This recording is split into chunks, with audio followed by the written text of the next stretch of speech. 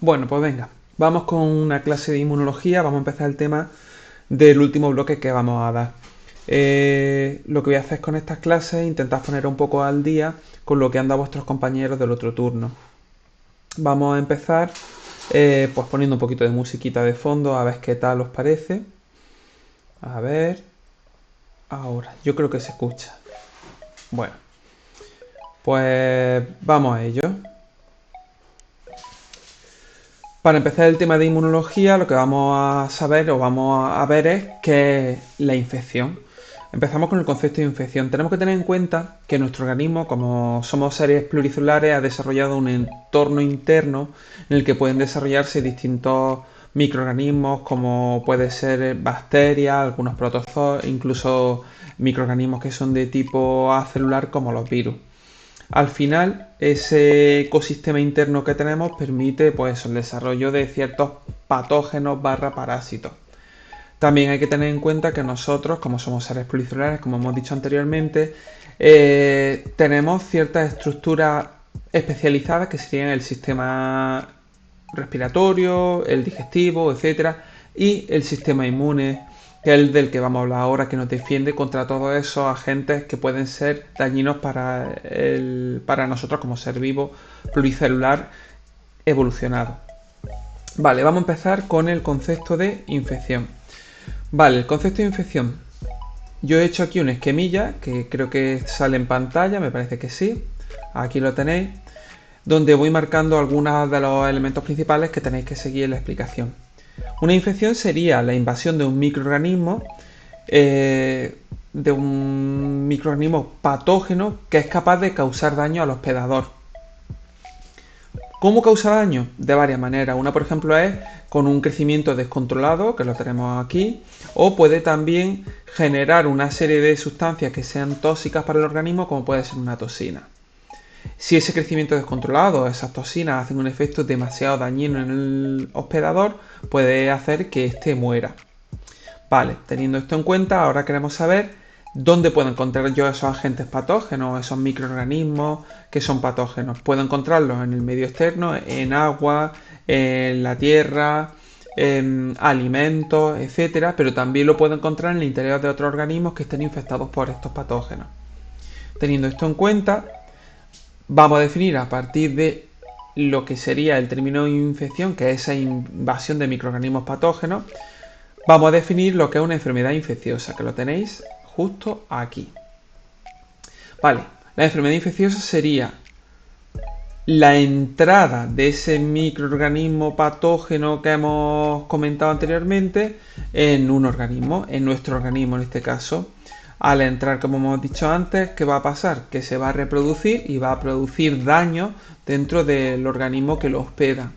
Este daño, como hemos dicho también previamente, puede ser por destrucción de células, como ocurre por ejemplo con Streptococcus pneumoniae, que provoca daño en el tejido respiratorio y provoca la típica neumonía bacteriana.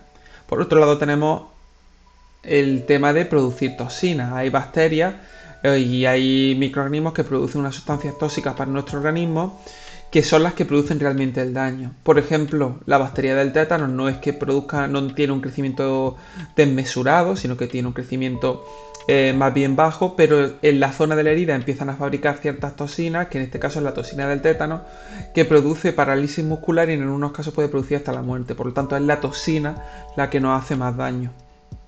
Teniendo todo esto en cuenta, vamos a ver de qué depende el daño que hace un microorganismo. Para tener en cuenta el daño que hace un microorganismo tenemos que ver la virulencia. Y la virulencia no es ni más ni menos que, como hemos dicho antes, en qué... ¿Cómo lo podemos decir? Sería qué cantidad de daño puede hacernos, como he dicho antes. Pero depende de varios factores, de la capacidad de invasión que tiene ese microorganismo, pero también de la capacidad de producción de toxinas o de la cantidad de toxinas que puede producir. Por lo tanto, al final la virulencia depende de estos dos elementos y al final sería la cantidad o la capacidad que tiene para producir trastornos en el organismo que está invadiendo. Bien. Eh, teniendo todo esto en cuenta, hemos definido lo que sería el proceso de infección, hemos definido también lo que es enfermedad infecciosa, hemos definido también lo que sería la virulencia de un microorganismo. Vamos ahora a definir inmunología. La inmunología no es ni más ni menos que la ciencia que estudia los mecanismos por los cuales nuestro organismo es capaz de defenderse de otros organismos que son patógenos o de microorganismos que pueden causar daño a nuestro cuerpo. Normalmente dentro de estos microorganismos que son patógenos incluimos virus, bacterias, protozoos, hongos, etcétera. Para defendernos de estos microorganismos patógenos existen varios niveles de defensa que están todos coordinados y se van produciendo esas defensas de forma consecutiva, es decir, hay varios niveles que nos defienden consecutivamente y que cada vez son más específicos. Vamos a empezar por clasificar los mecanismos de defensa que encontramos en nuestro organismo. Vale. Dentro de los mecanismos podemos ver dos tipos.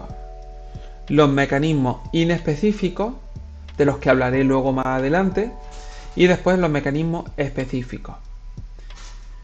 Los mecanismos inespecíficos son los que se producen de igual manera independientemente del tipo de patógeno o del tipo de antígeno o de sustancia que entre en nuestro cuerpo y que provoca la reacción inmunitaria. Y luego tenemos los específicos que ya sí que dependen del agente que nos va a infectar y por lo tanto la respuesta depende de que entre ese agente concretamente. Teniendo esto en cuenta, vamos a pasar a describir los mecanismos inespecíficos. Vale, en los mecanismos inespecíficos vamos a encontrar las defensas que serían primarias, es decir, aquellas que constituyen una respuesta inicial o una barrera inicial que evita la entrada del organismo, y luego hablaremos de las respuestas que son secundarias dentro de esta inespecífica, es decir, esos mecanismos que van después de la barrera, una vez ya el patógeno ha entrado dentro del organismo. En primer lugar tenemos las barreras, como hemos dicho, barreras físicas y químicas, como vemos aquí en el esquemita, y dentro de estas barreras tenemos que distinguir varios tipos, las físicas y las químicas. Cuando hablamos de física hablamos de ciertas barreras que impiden la entrada de forma física, como por ejemplo lo que sería el revestimiento externo que es nuestra piel, ya que tiene células epiteliales que están queratinizadas y evitan el acceso. Pero también dentro de este revestimiento interno tenemos que hablar de la existencia de secreciones en la piel que lo que hacen es que el pH de la piel sea de 5,5, es decir, tirando hacia ácido, un poquito ácido, y esto nos protege también evitando el crecimiento de bacterias en su superficie.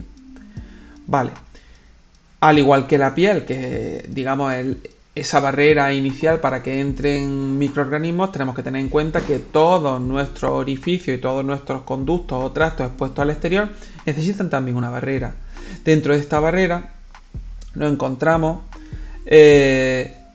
una serie de elementos que nos defienden, pero que ya no son estructuras queratinizadas. Por ejemplo, aquí tenemos, como hemos dicho, que esos conductos o tractos no tienen una capa queratinizada, pero sí que tienen, por ejemplo, lisozimas. ¿Qué son las lisozimas? Las lisozimas son una serie de enzimas que lo que hacen es destruir la pared de las células bacterianas y por lo tanto constituyen una barrera química en nuestra defensa, evitando el acceso de microorganismos a nuestro cuerpo.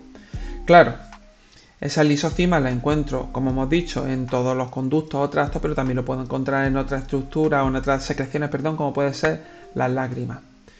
Vamos ahora a especificar un poquito más qué defensa o qué barreras nos encontramos dentro de los conductos o tractos, porque cada tracto tendrá algunos tipos de barreras especializadas. Por ejemplo, en las vías respiratorias nos podemos encontrar que tenemos una serie de secreciones mucosas que van a atrapar pues, todos esos agentes patógenos, y también tenemos una serie de cilios en el epitelio respiratorio que lo que hacen es permitir ese movimiento de la secreción mucosa hacia el digestivo, donde ya el ácido se encarga de destruirlo. Por otro lado tenemos también las barreras que encontramos en la cavidad digestiva. Ahí tenemos que hablar principalmente del pH hipermega ácido que tenemos en el ácido clorhídrico del jugo gástrico, es decir, un pH de 1 aproximadamente, y por lo tanto eso va a eliminar gran cantidad de los patógenos. También tenemos, por ejemplo, la microbiota o la flora intestinal, que lo que va a hacer es que está dentro de nuestro intestino y evita el crecimiento de otras bacterias que pueden entrar o de otros patógenos. Ya sabemos que esta microbiota, aparte de protegernos del crecimiento de otros patógenos o bacterias, porque ese es su ecosistema, digamos, también nos proporciona algunos beneficios a cambio de alimento, como pueden ser vitaminas, sales minerales, etcétera. Vale, pasamos ahora al tracto genitourinario, es decir, son las vías por las que expulsamos la orina, por ejemplo. Hay que tener en cuenta que al expulsar la orina en sí tiene un pH muy ácido, lo que ayuda a la eliminación o a matar ciertas bacterias, y también al echar la orina hacia afuera, al miccionar, lo que hacemos es que se produce un arrastre de cualquier tipo de bacteria que haya en esos conductos y son expulsados al exterior. Por otro lado, tenemos que hablar también dentro de estos tractos de la vagina. ¿Por qué? Porque la vagina tiene algunos mecanismos específicos para poder defenderse de la proliferación de bacterias, como puede ser, por ejemplo, el pH ácido en sí de la vagina, que es producido por una serie de bacterias simbiontes, como puede ser algunos géneros Lactobacillus, que lo que hacen es, al crecer dentro de la vagina, evitan la proliferación de otros microorganismos, acidifican su pH y de esta forma dificulta que haya algún tipo de infección en el tracto genitourinario. ¿Vale? En este caso más bien la parte del reproductor de la mujer en lo que sería la vagina. Bien, una vez hemos hablado de lo que son las barreras tanto físicas como químicas que evitan la entrada de organismos, vamos a ver otro tipo de mecanismos inespecíficos pero que se producen una vez ya entrado el patógeno dentro del cuerpo. Claro, aquí tenemos que tener en cuenta que cuando entra ese patógeno, primero hay un mecanismo de defensa que atacará cualquier patógeno o antígeno que entre, independientemente de que sea un tipo de bacteria específico, un virus, etc. En esta respuesta secundaria inespecífica, es decir, estos mecanismos inespecíficos, podemos encontrar primero la defensa celular, que la tenemos aquí. En esa defensa celular vamos a hablar principalmente de los fagocitos, que son aquellos glóbulos blancos, leucocitos, que tienen capacidad de fagocitar. Ya sabemos que fagocitar era envolver a esa bacteria para tragársela, entre comillas, genera un fagosoma y se produce la digestión celular matando a esa bacteria en el interior del fagocito. Dentro de los fagocitos encontramos dos tipos, los macrófagos, que proceden de la diferenciación de los monocitos, y los neutrófilos. Vale, ellos constituyen la primera defensa que me encuentro inespecífica de células, pero siempre después de que se hayan atravesado las barreras que constituyen la defensa primaria. Vale, vamos a hablar ahora de los siguientes demás mecanismos inespecíficos secundarios después de atravesar la barrera. El siguiente sería la respuesta inflamatoria. A ver, la respuesta inflamatoria al final son una serie de procesos que lo que permite es aislar e inactivar los agentes agresores y los agentes patógenos, además de restaurar las zonas dañadas. Normalmente se produce cuando hay una rotura o un daño tisular en los tejidos, que a veces va acompañada también de un acceso de patógenos. Vale. Teniendo todo esto en cuenta y teniendo que es un proceso de defensa inespecífico después de atravesar la barrera, vamos a ver los pasos que ocurren o los elementos que participan en este proceso de inflamación. En primer lugar, lo que ocurre es que los tejidos liberan una serie de sustancias que lo que van a hacer es promover la llegada de fagocitos, es decir, que lleguen más fagocitos a esa zona, que sería como la policía local. Estas sustancias son, por ejemplo, la histamina o la serotonina, que provoca un efecto de quimiotaxis que lo que hace es atraer a los macrófagos. Si os suena el tema de histamina y hay algún alérgico o alguna alérgica, pensad que cuando tenemos una reacción alérgica, que es una respuesta de nuestro cuerpo, una respuesta inmunitaria de nuestro cuerpo ante algo que nos parece peligroso, en este caso sería un ataque al polen al que sea alérgicos, por ejemplo, lo que hace el cuerpo es defenderse de algo que realmente no es potencialmente peligroso, pero identificamos como tal. Entonces, claro, se producen procesos, por ejemplo, inflamatorios. Entonces, si yo tomo antihistamínico, lo que hago es disminuir los niveles de histamina, evitando la respuesta alérgica. Esto lo veremos más adelante en el tema. Vale, entonces primero se liberan estas sustancias como la histamina, se produce una atracción de macrófagos por el proceso de quimiotaxis y a continuación se va a producir una vasodilatación. ¿Eso qué significa?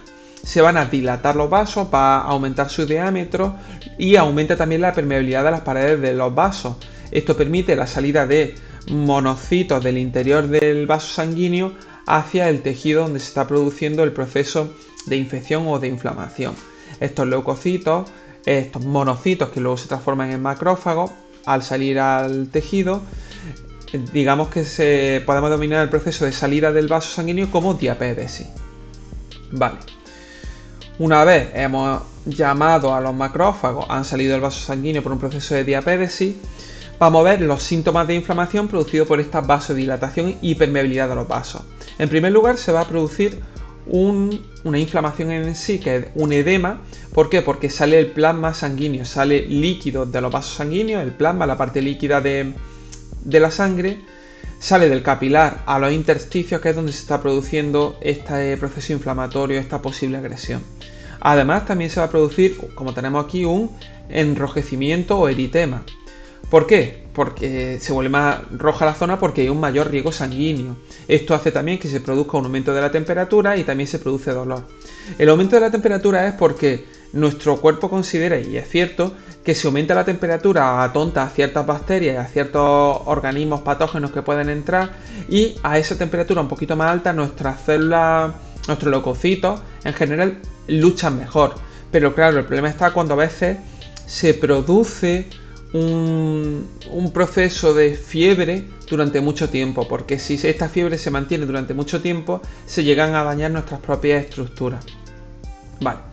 ¿El dolor para qué surge o por qué se produce? Se produce por una irritación de las terminaciones nerviosas que encontramos ahí, y realmente este dolor al final es un mensaje que nos permite saber pues que algo raro está pasando ahí. Vale. Ya tenemos entonces dos de los síntomas: inflamación o edema, enrojecimiento o eritema, y finalmente nos encontramos en algunas ocasiones pus, y la pus no es ni más ni menos que leucocitos muertos y restos de microorganismos tras esa batalla que ha tenido lugar. También se va a producir en todos los casos un proceso de coagulación que lo que busca es sellar la zona para evitar que exista o que prolifere la infección, es decir, que exista una infección generalizada o que se produzca una septicemia. Muy bien. Vamos a observar este dibujito y aquí vemos el proceso completo. Tenemos el vaso sanguíneo, que vemos que en esta zona lo que ha hecho ha sido dilatarse. Al dilatarse ahí, ¿qué es lo que podemos ver? Pues, primero, que hay un mayor flujo sanguíneo, que hay leucocitos saliendo hacia la zona infectada, lo tenemos aquí. También se va a producir esta inflamación por ese líquido que está entrando en la zona, que proviene del plasma sanguíneo. Y además hay glóbulos blancos en la zona luchando. Vemos aquí un fagocito que está intentando tomarse o fagocitar una bacteria. También aumento de la permeabilidad, como hemos visto, y lo podemos ver reflejado también en ese leucocito que está saliendo hacia el espacio intersticial. Y en general esto sería el proceso, una ilustración del proceso de inflamación. ¿Por qué esta imagen en sí? Porque un año en selectividad pusieron este mismo dibujo donde teníamos que identificar. Pues teníamos aquí un fagocito, tenemos aquí también un leucocito saliendo hacia la zona de inflamación, hacia el espacio intersticial, o la zona, el espacio intersticial, sí, y la zona en la que se está produciendo una vasodilatación con un aumento de la permeabilidad del capilar. Bueno, hemos visto ahora la inflamación, pero tenemos que seguir hablando de mecanismos inespecíficos que se producen tras atravesar las barreras primarias. Algunos de estos mecanismos adicionales son el sistema del complemento. El sistema del complemento no es ni más ni menos que un conjunto de proteínas plasmáticas que lo que buscan es, digamos que estas proteínas plasmáticas lo que van a hacer es activarse en cadena, se produce una reacción en cascada, es decir, la proteína A activa la proteína B activa la proteína C, y así en cascada, o una reacción en cadena, que van a amplificar y van a potenciar la respuesta inmunitaria, y además van a servir como complemento a esta respuesta inmunitaria. ¿Por qué? Porque además de mediar la inflamación, es decir, provocan también un aumento de la inflamación en la zona, tienen capacidad para destruir patógenos y también marcan a esos patógenos para que los fagocitos los reconozcan con más facilidad y puedan fagocitarlos mejor o de una forma más eficiente. Después de hablar del sistema de complemento, nos queda el último mecanismo inespecífico, que sería el interferón.